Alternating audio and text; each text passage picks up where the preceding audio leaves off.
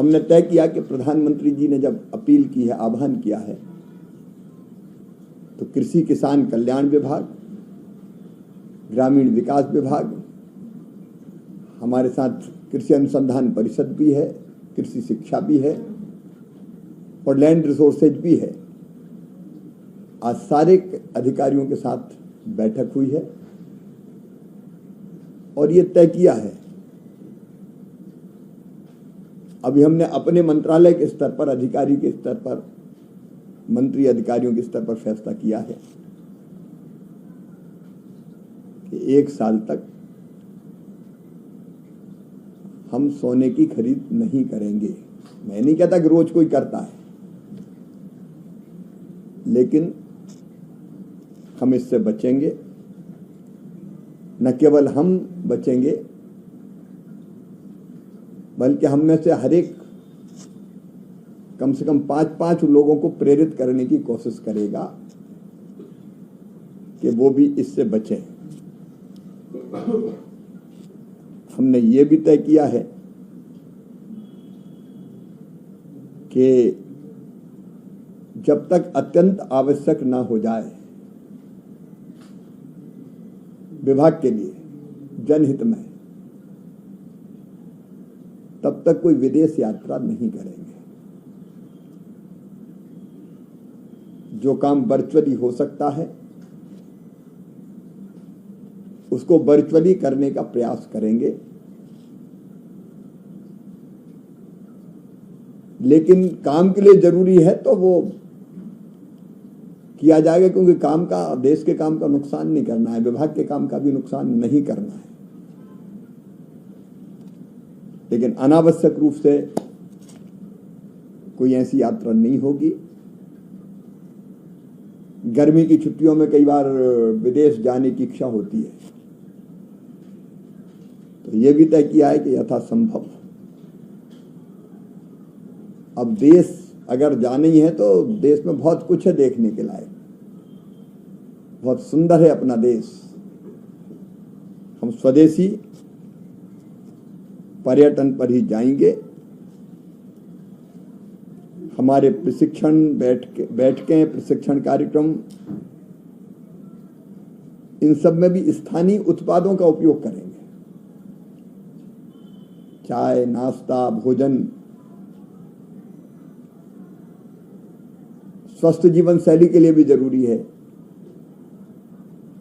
मोटा अनाज, स्वदेशी उत्पाद, इसका उपयोग हम करें। खाद्य तेलों का भी विवेकपूर्ण उपयोग करेंगे। उपयोग नहीं करेंगे ये नहीं करें, विवेकपूर्ण उपयोग करेंगे। खाद्य तेल भी हमको इंपोर्ट करना पड़ता है, विदेशी मुद्रा जाती है। ये अनावश्यक खाद्य तेल स्वास्थ्य के लिए भी खतरा है, तो हम स्वयं भी करेंगे और हम 5-5 परिवारों को प्रेरित करने का भी काम करेंगे। यथासंभव मंत्रालय और विभाग स्तर पर हम, मैं हर एक के लिए नहीं कह रहा है, जो काम के लिए जरूरी है, लेकिन यथासंभव अगर नीचे ये व्यवस्था हो सकती है कि मेट्रो का इस्तेमाल या सार्वजनिक परिवहन का इस्तेमाल है, तो उसको प्रोत्साहित करने का काम करेंगे। मैंने सचिवों को कहा है मेरे विभाग के कि वो एक बार पूरा वर्कआउट करें 2 दिन में, कि ऐसे कोई काम